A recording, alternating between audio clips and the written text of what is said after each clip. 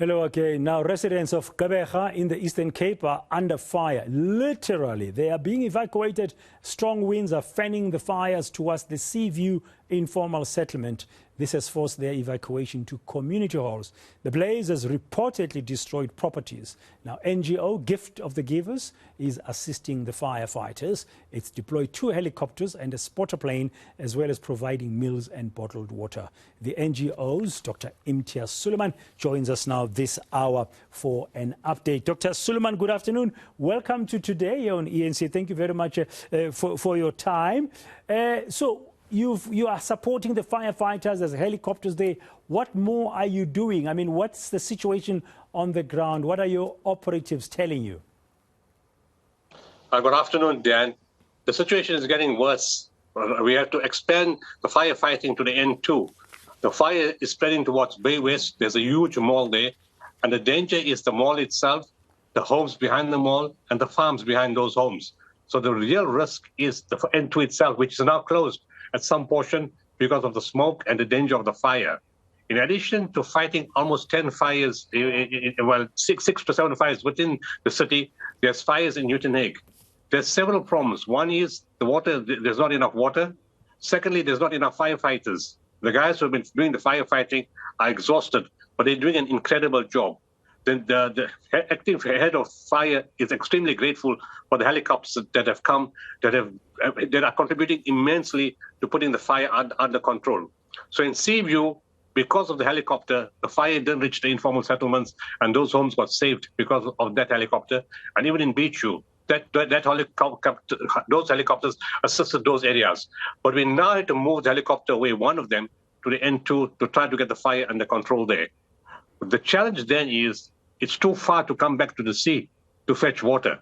So fortunately, one of the councillors found an unused quarry, and in there, we're finding water which the helicopters are using for the N2.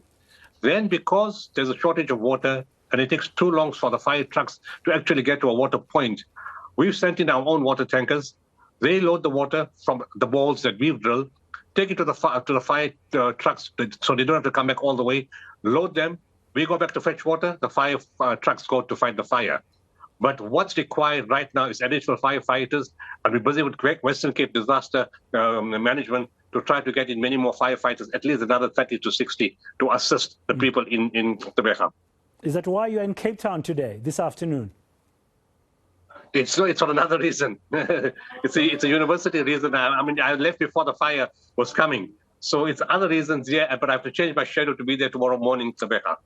Okay, so you said the fire is spreading. Did you say it's also, besides the N2 highway, did you mention Uitenhage? Did I get you correctly there? Yes. Whilst I was speaking to my teams there, they said the fire is spreading to Uitenhage, and they may need an additional helicopter. So we're looking at the possibility of providing a 3rd helicopter to speed up the process, because once sunset comes, it's a bit more complicated. So we're looking at that process and how fast we can get the firefighters there. But yes, from what I've been told, and when you talk to them, you can hear the wind. The wind is very, very strong. So they relax a little bit, the fire settles, and suddenly the wind blows it up again. And the firefighters are getting tired to keep putting the same fire out.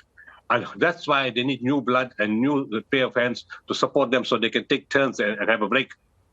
Yeah, it doesn't help that there's resources are tight there, including water. There's no water to enable the firefighting. Plus, then you're battling with the high winds. What has the Western Cape local people they told you as the Gift of the Givers about adding that extra firefighting support? Are they going to be going to Gqeberha? We've been negotiating from early this morning. We have a very good relationship with the Western Cape Disaster Management. One of the members, Colin Diner, is a team member of ours who's traveled with us to other disasters. We work closely, again, together during the KZN floods. And the issue that's always a delay is the legal aspect and the paperwork and the risk element and the liability element. All those things are being sorted out. They selected the firefighters most suitable for this type of terrain and this type of complicated fire. So they want the best guys in the team. Those guys, in principle, have agreed. It's just a matter of getting the paperwork signed and putting the guys either in a plane or a truck to send them to be immediately. We've already arranged accommodation and meals and everything on the other side. So when they come back, that side, they'll be well looked after. Okay, what are the people on the ground? We understand people from the Seaview informal settlement have had to be evacuated and relocated in community halls. One would imagine there will be some basic necessities that they would require. Is Gift of the Givers going to be supporting that as well? We've done it already. We preempted that yesterday. Yesterday afternoon, when the fire chief called us about the fire, we made arrangements for several things. We put things together for the firefighters, specifically bottled water, energy drinks, energy biscuits, chocolates, biscuits, and hygiene for the eyes. That was put together for the firefighters. At the same time, we loaded trucks from East London with blankets and mattresses, and then we ordered hot meals in Gqeberha itself. And whilst doing that, once we got to the city, we took care of the physically challenged people, moved them first to the hall. Those who needed diapers, adult diapers, we arranged that for them, sanitary pads, and of course, as I said, meals. And unfortunately, a city boss came forward and offered us 84 pallets of water, which is 12,000 by 5-litre bottled water. But in addition to that, during the crisis in Gqeberha, they've offered us 500,000 litres of desalination water daily. So we have that additional stock which we can use. And as I said today, we brought in our water tankers from other parts of the Eastern Cape to assist. But the challenge is that in some places, the fire trucks can't get there. So though you may have the water, though you may have the truck, the terrain becomes a challenge. And it is there that we need the helicopters to put that fire out. Then these fire trucks then can go and back up after the helicopters help to put the fire out. Yeah, is a bigger disaster looming? Well, if the wind gets any stronger and we don't get any more firefighters and we run out of getting water supply, the disaster will get far bigger. The fear right now is that it will not spread to Bay West Mall. It's a massive shopping center with homes around it and farms. It's going to destroy a lot of farming in the area. So, we're hoping that, and then the helicopter guys are doing a superb job. And if it needs to be augmented to speed up the process, if we can get another helicopter very much quickly to the area, I'm sure that's going to make a huge difference.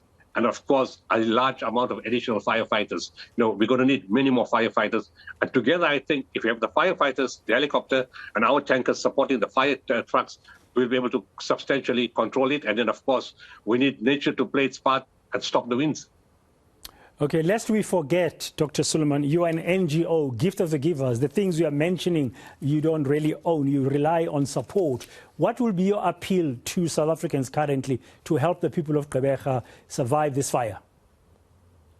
Well, companies are coming forward with items that I've mentioned, food items, sanitary pads, diapers, hygiene, energy biscuits, the drinks for the firefighters and for the people. And of course, cash contributions is vital because the cost of moving the firemen, moving the trucks, moving planes is a very, very expensive business. But it's something we can't wait for because the whole city will be engulfed by the fire. And that's why, cash contributions from big corporate companies will be very, very valuable. And even from ordinary people in the country, if they want to help, we'll be grateful.